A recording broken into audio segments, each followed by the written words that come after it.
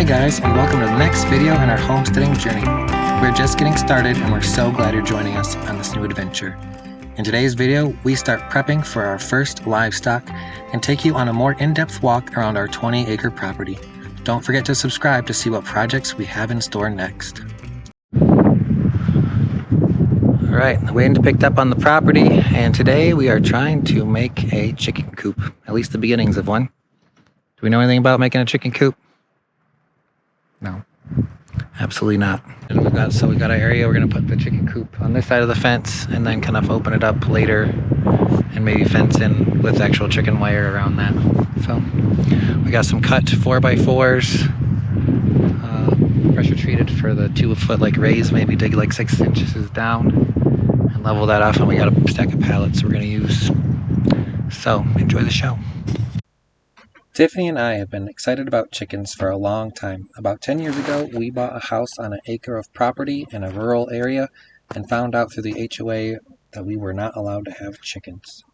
Well, fast forward, when we were living in the RV, that desire did not leave us, and about a couple years into that journey, we were in a Tractor Supply with the kids and got enamored with those cute little baby chicks and thought to ourselves, sure, why can't we raise chickens in a RV? So we ended up raising the baby chicks for about 12 weeks in our RV and then found out there's not very many campgrounds in the United States that allow you to have chickens. Fast forward to today where we are on our own property, we can do what we want, and we are building this chicken coop excited to get our very own farm fresh eggs. Alright, so here we are about 2 hours later. We got the base down. We'll put like some sheet flooring on there. That thing will just pop right off. This kind of locks it, so you pull that back. Oh, you pull it up. Okay. And you pull it back to push the other one. Push down harder. Put your hand on the back. One hand on the trigger and one hand on the back. Yep. Push. Put your weight into it. You guys decided on the overhang over here? Yeah. Yeah, so I can have the deck over here and it'd be easier to access. Instead of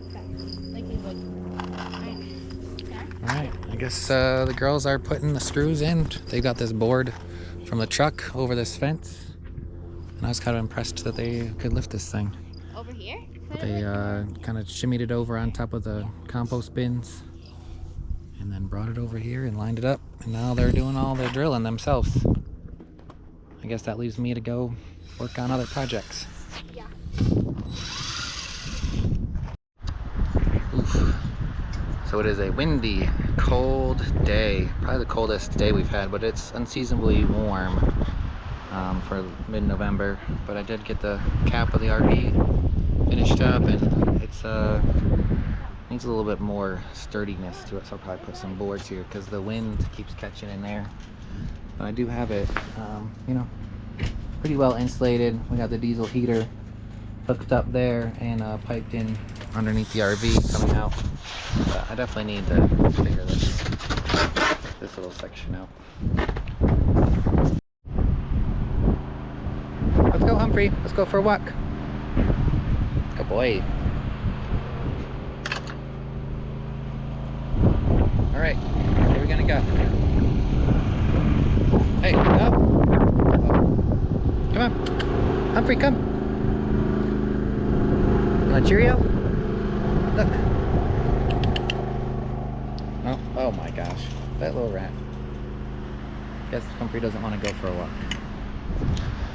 Little Humphrey doesn't like the cold. He's got to get used to it though, because he's going to be an outdoor dog. Oh, he's just going to lay there. That's it? You scared of the wind? Well, Humphrey seems to be scared of the wind. I don't blame him. I do want to kind of get around. It's been our first rainy day here. It was pretty light rain. Looks like we got some heavier stuff going on back there. I do kind of want to see if we have any pools or catchments that have naturally formed with the little bit of rain we did get. So we're looking at kind of the future home site. This clearing a little bit further back on the property, but not too far away from where the RV is parked right now. This wide open space, we're gonna do the bunkie life cabins www.bunkylife.com. If you want to kind of look at what they've got going on, some do-it-yourself type structures, cabins, usually used for like outbuildings, like an extra office space or a mother-in-law suite. But we're gonna make them work for full-time living here. Maybe like a central deck. 100 square foot to 300 square foot buildings have kind of one for each of the kids, and then a larger one for me and Tiffany. We'll probably have to move the RV back here as well. And look who decided to follow me. A little shadow. Come here, look. Good boy. Humphrey has been an awesome dog. Even in just the week we've had him, he just stays right next to us. Every time we kind of think we lost him, we like look around and we're like, Humphrey, where are you at? And then we look down, he's literally right at our feet. So he's so super cute. What a great wolfhound. Yeah, wolfhound, Great Pyrenees, St. Bernard mix. Super great. We started on the chicken coop, so we got to get him something to guard. Right now he's just in charge of guarding 2 pit bulls that, you know, those girls, they got away from us yesterday and caused some problems chasing a jackrabbit. We had the beepy collar on and they weren't really listening or responding to that, but we eventually got them down on my buddy's property just to the north of us, and got them home. But they're gonna be grounded into the fenced area for a little while. But back to the water catchment, and I'm not seeing any signs of like flooding or anything over here. It was just a little bit of rain overnight and this morning. We'll see as it progresses if any areas get too wet to make this like a area that we do not want to as a permanent structure area.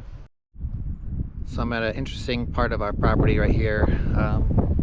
This little section of wash is ours because we've got our T-post right there, and that kind of cuts through here and then to this fenced little corner marker right there.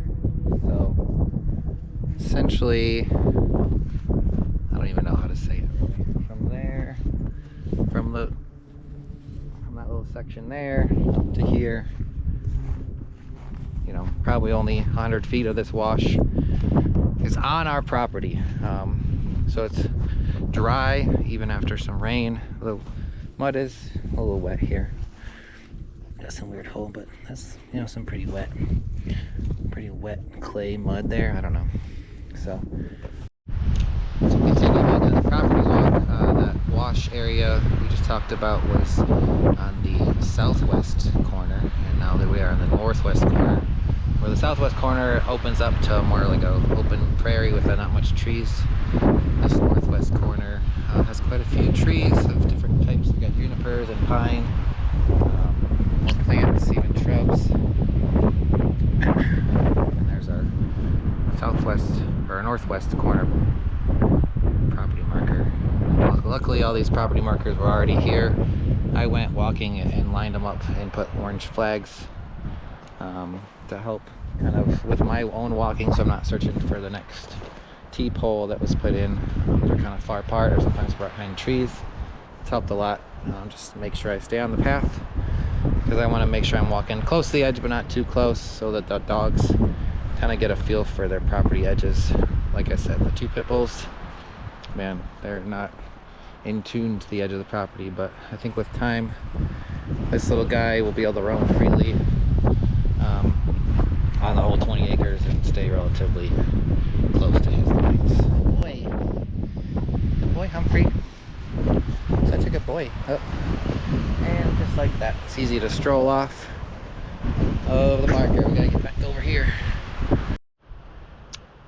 So here we are on the northern border, kind of close to the front corner, the eastern corner, the northeastern corner. This is another strong contender for where we were going to put the monkeys and make a permanent living space. It's got a great view of Red Butte, which is one of the better things to look at as far as our property is concerned. But it's kind of far. It's not too far away. I know it's got a good road access up here. I'd have to probably cut down a handful more trees. My issue with this area is close to the border, and while the property next to us is more or less abandoned, it does have some like RVs and kind of abandoned buildings that have kind of just left to rot. They've been taken over by rats and birds and squirrels. So it's not something great to look at. Yeah, you can kind of see the view from here, but the view of the mountain would be great, kind of similar to what we've got, just a little closer, because the RV is right there. But yeah, kind of what we're looking at for the property. Not really much signs of pooling water anywhere. The ground is kind of damp and squishy. This is kind of what we're working with here. Oh, do you want to eat that? That's not for you. On a windy day, huh? Oh, Humphrey, windy day.